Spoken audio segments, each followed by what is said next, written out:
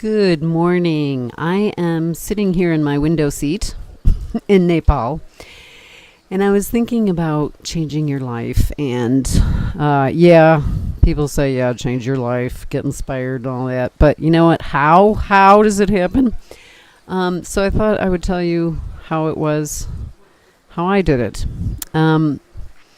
So the first thing that can be very beneficial is disgust. When you feel, and this is a good feeling because you can turn disgust around to actually energize how you want to change your life.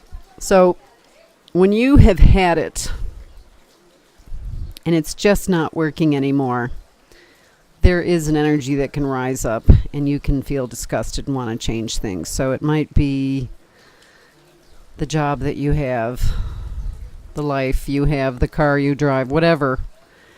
And it can fuel you to the next step of changing things. Now, it's baby steps, but then one day you're going to take a big leap and it'll just come out of nowhere. That's how it was for me.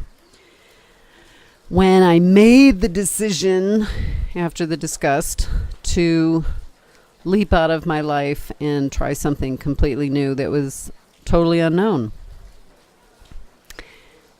And that disgust fuels you because the known is what you've been doing. That didn't work, so try the unknown.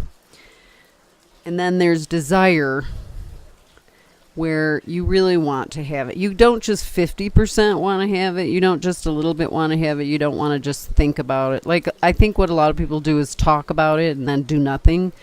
And that takes a lot of energy away from your resolve to actually do it. So I wouldn't talk about it very much to anyone until you really know that you're doing it despite what anybody's going to say. Because many people will try to stop you and tell you you're crazy. Be prepared for that. But just go ahead. When you really know it's for you, you either don't tell people yet if you're still feeling shaky about the step you're taking, or you don't want it badly enough. So you have to take a look at yourself with that. And for the desire thing, it might be a song, a person, a conversation with a friend or enemy, something that really pushes you along. It can be this epiphany when you realize that you're the one that is really keeping you back from your life. It's nobody else. So when you quit blaming other people like this and that, and if only he or she would do that, then you're well on the road, because it's no one else's job to make your life happy. Not your spouse, partner, children, family, business, nothing. So the last thing is the resolve. It's, deep in your heart you will do it, and then you move forward to take the necessary steps. So when I first started traveling, I didn't know I would sell everything a few years later and travel around the world. That wasn't what I was thinking. I was thinking of going to Nepal, which is my gateway drug for travel. When I came here, I realized that I hadn't seen much of the world. I'd been on fancy vacations in Hawaii and Bora Bora and spent a lot of money, thousands of dollars, and had fancy swank trips. But I never really lived somewhere like a local and at a much more basic level. And I actually like it better. I mean, that fancy stuff can be fun, but it's short-lived because it's over so fast. So